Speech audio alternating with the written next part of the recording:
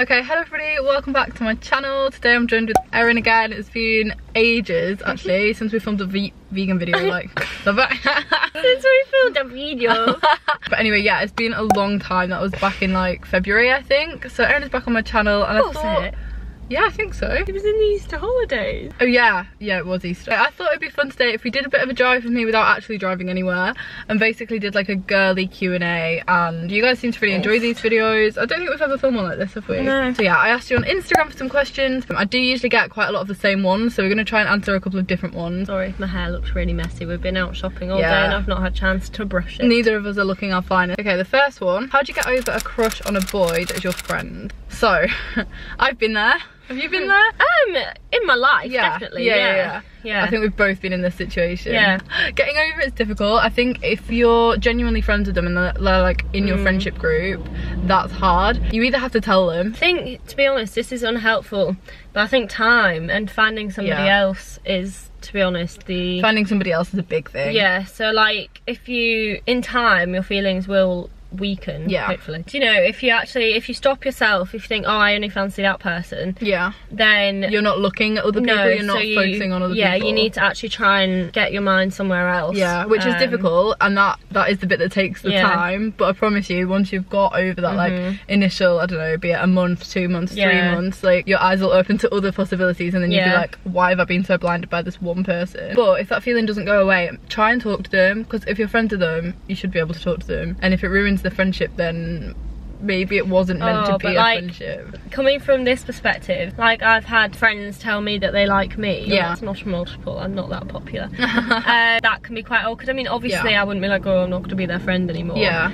but it can. But then you don't really know how to handle the situation, because you don't want to cross the line of, am I being their friend or am I leading them on? Exactly. Like, so that's quite hard. Yeah, actually talking to somebody about it. So it is. Yeah, don't just come out with it. Spring it on people. But also don't have somebody else talk to them about it either, because that doesn't work. Yeah, like, we've been in that situation where we've been in the same friendship group as other people, and I've like fancied somebody in the friendship group, and then other people get involved, and it's like, that's not great. Just keep it between the two of you. Like. Okay, next one is, did your friendship group ever suffer from bitchiness, and how did you stop it from bothering you? Literally, yes.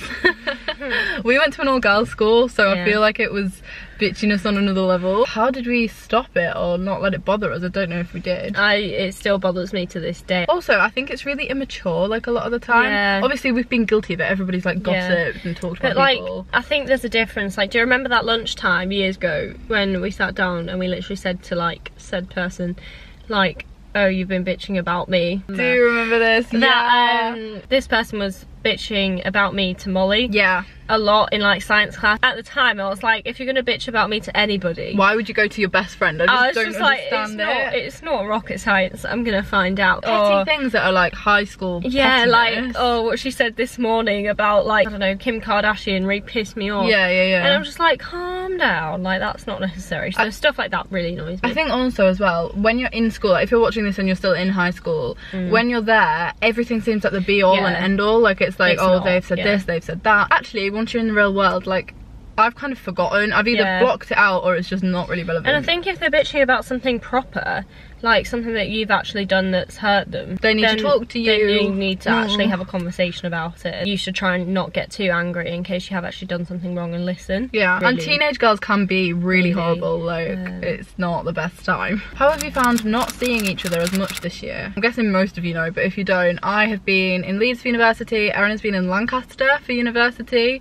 and they're not really very near at all. So we haven't really seen each other other than at Christmas and at Easter. That's crazy, actually. I know. So obviously now it's summer, so we're going to both be back at home, but Erin's heading back to Lancaster in September. Obviously I'm still going to be living in Beverley in September, so then we're even further apart. Like, would it be easier for you to come and see me? Yeah, for sure, because I'm obviously going to be free more often. Yeah. However, yeah, I think it's been different. It's been hard because, like, I remember at school when you'd go like on holiday to Florida for like 2 weeks, that would be the longest we've like, ever been apart or like not seen each other. And like in the summer between like year 6 and 7, we'd talk on the phone for like an hour every day. On the landline as well. You'd ring my landline and we'd sit on the phone.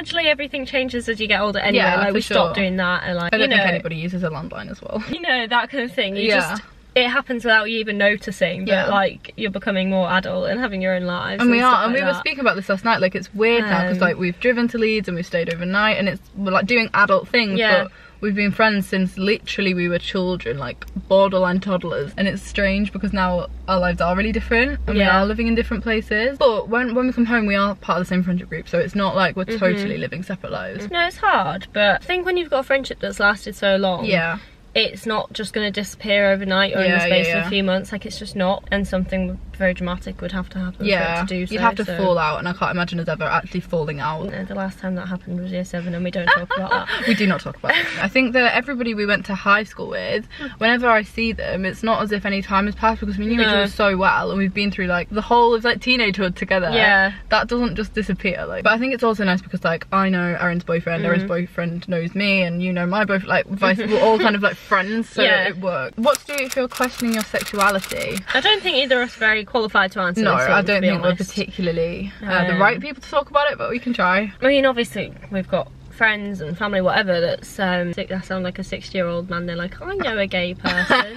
That sounds so silly, but like, I think the first thing to do would be to talk about it. Yeah, don't keep it in your head. Anybody and everyone who you want to, because it's not something that should be a problem anymore. No, not at all. Like, coming out is becoming less and less popular. In my opinion, you don't need to come out. You don't need to come out, because we've never come out as straight. Yeah. You know, Molly's never sat down and made a video entitled I'm Straight. Yeah.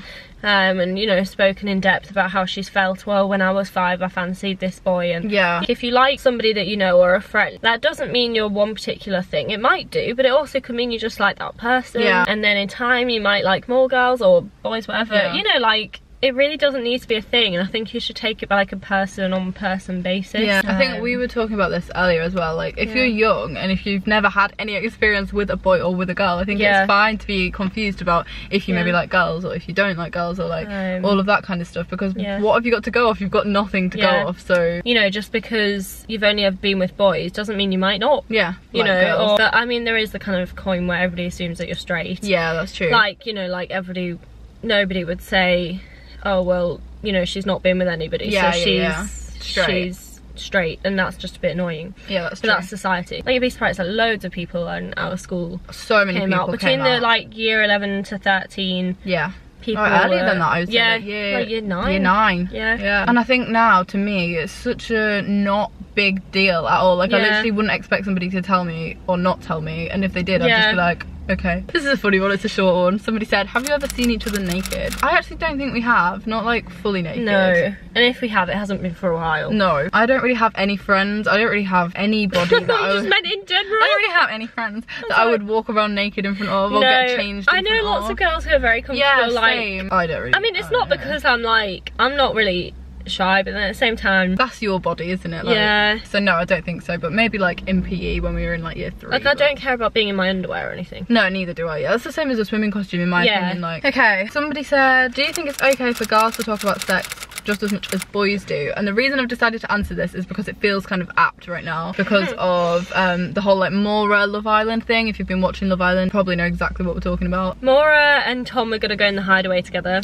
Yeah. And Maura is obviously, if you're watching the show, she's very open about sexuality and speaking about sex. She's just very vocal, she's very forward, and that's fine. Like, personally I don't love her, but that's fine to be like that. When like Tom was walking up to go and meet her, he was like, oh, he said to all the boys, let's see if she's all mouth or not. Yeah, it's a snide comment. Obviously she refused to go in the hideaway, understandably. Yeah, I just think that's awful in my opinion. Yeah, so it proves that like there is still such a sexist attitude that a woman can't talk about sex out, you know, feeling like a man making a comment like that, a man is entitled to her if she says stuff like that. And it's upsetting to see, actually, I think, on like national TV, that that's still popular opinions that people think. I think it's made like a lot of conversation because of it. Like, they were talking about it on like This Morning the other day, and like I saw an interview on YouTube from Loose Women. Like, it's like people are talking about it, which is good. Like, it just proves that people still think like that. But like on previous shows, like Marcel, I think it was, has had sex with like 250 people. Yeah, for sure. And that was never double standards. That was never. Gabby, his partner, was never like